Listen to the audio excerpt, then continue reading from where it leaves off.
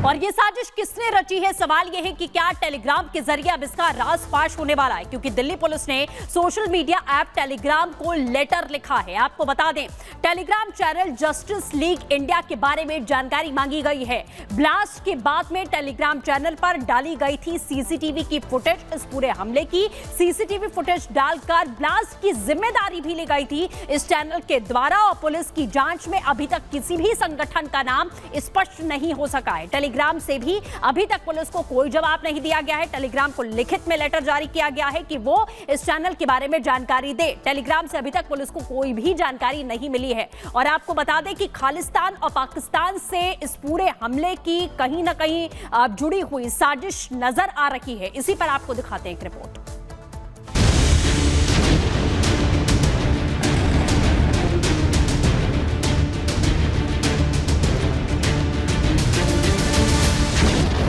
धुएं का गुबार,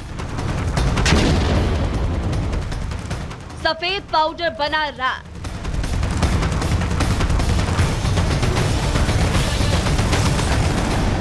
दिल्ली के रोहिणी के प्रशांत विहार इलाके में स्थित सीआरपीएफ के स्कूल की दीवार के पास रविवार सुबह धमाका हुआ। धमाके के बाद मौके पर धुएं का गुबार नजर आया। धमाके के बाद जांच एजेंसियों की जांच जारी है। कई एंगल से जांच की जा रही है, लेकिन सबसे बड़ा सवाल यही कि आखिर ये धमाका हुआ कैसे।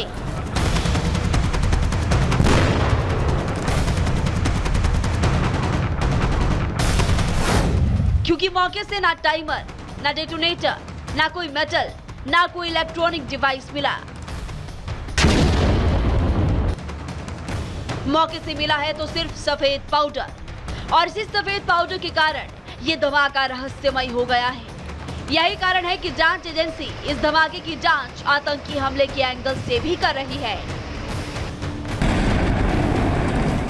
सबूत के नाम पर जांच एजेंसियों के पास सिर्फ सफेद पाउडर और सीसीटीवी फुटेज है, और इसी के सहारे आगे बढ़ रही है जांच।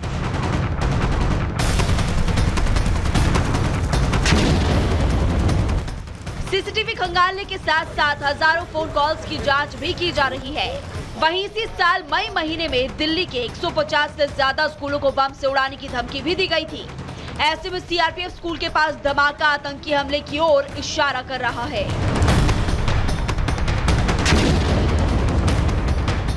और इसी बीच खबर है कि सीआरपीएफ स्कूल के पास हुए धमाके की खालिस्तानियों ने जिम्मेदारी ली है। सूत्रों के मुताबिक टेलीग्राम पर जस्टिस लीग इंडिया ग्रुप पर उनका मैसेज आया।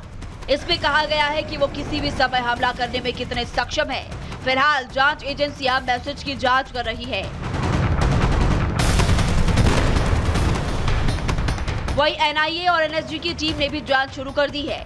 मामले को लेकर गृह मंत्रालय ने दिल्ली पुलिस से रिपोर्ट मांगी।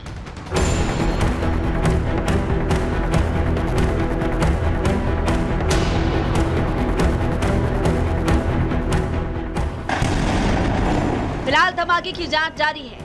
धमाके के पीछे कौन है इसका पता तो जांच के बाद ही पता चलेगा, लेकिन सबके मन में सवाल यही उठ रहे हैं कि क्या ये दिवाली से पहले दिल्ली दहलाने की साजिश है। Bureau report, Republic Bharat.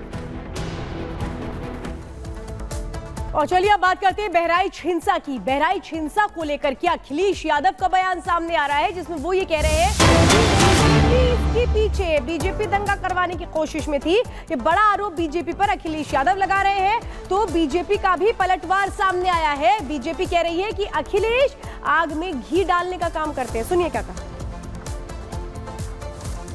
और सच्चाई ये है कि भारतीय जनता पार्टी ने जानबूझ करके दंगा कराया, क्योंकि उनको पता है कि चुनाव आ गया है, किसी भी सवाल का जवाब जनता में नहीं दे सकते। इसीलिए राजनीतिक लाभ लेने के लिए जानबूझ करके भारतीय जनता पार्टी ने दंगा कराया है। और जीरो टॉलरेंस की अगर बात थी तो आखिरकार पर्याप्त पुलिस क्यों नहीं थी, पर्याप्त प्रशासन का इंतजाम क्यों नहीं था, और जो जानकारी में था प्रशासन को उसके बावजूद भी नहीं किया कुछ भी। मुझे उम्मीद है कि न्यायालय से न्याय मिलेगा। गरहेल की जनता के सामने किसी तरह का दुरुपयोग नहीं चलेगा। सामने से दुरुपयोग दिखाई देगा, लेकिन वही अधिकारी कहेंगे अरे जीत तो आप ही रहे हो। हम समर्थन आपका ही कर रहे हैं।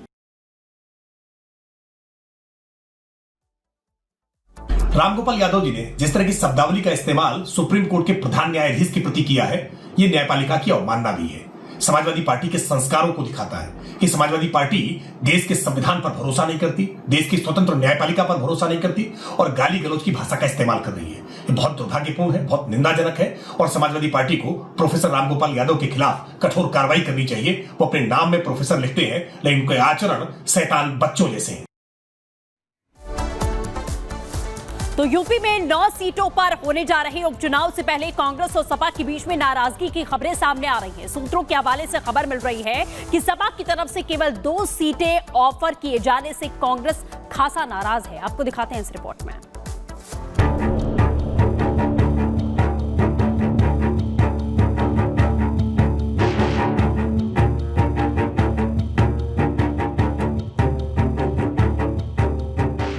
यूपी में 9 सीटों पर होने वाले उपचुनाव के लिए 13 नवंबर को वोट डाले जाएंगे, लेकिन सीटों को लेकर सपा और कांग्रेस में तकरार छिड़ गई है।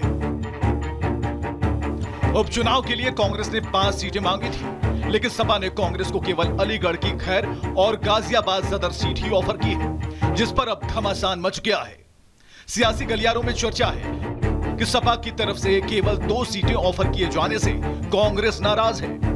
कहा तो यहां तक जा रहा है कि कांग्रेस ने अब उपचुनाव नहीं लड़ने का फैसला लिया है। चर्चा इस बात की भी हो रही है कि सपा की तरफ से ऑफर की गई खैर सीट और गाजियाबाद सदर सीट पर भी कांग्रेस अपने उम्मीदवार घोषित नहीं करेगी।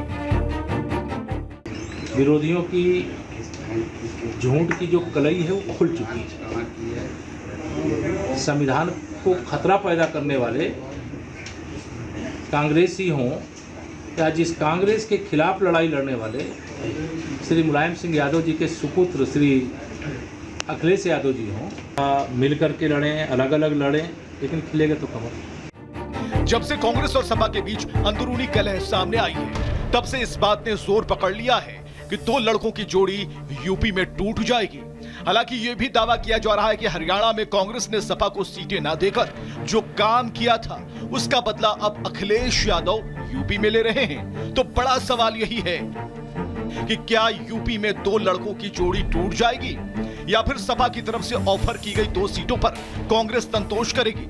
सवाल है कि जहां से बीजेपी मजबूत दिख रही है, क्या हारने वाली सीटें अखिलेश यादव ने कांग्रेस को दे दी? वही सबसे बड़ा सवाल है कि जब सपा और कांग्रेस में इतनी खींचतान है, तो वो यूपी में सीएम योगी आदित्यनाथ का मुकाबला कैसे करेंगे? ये वो तमाम सवाल है जो यूपी की सियासत में इन दिनों उठ रहे हैं।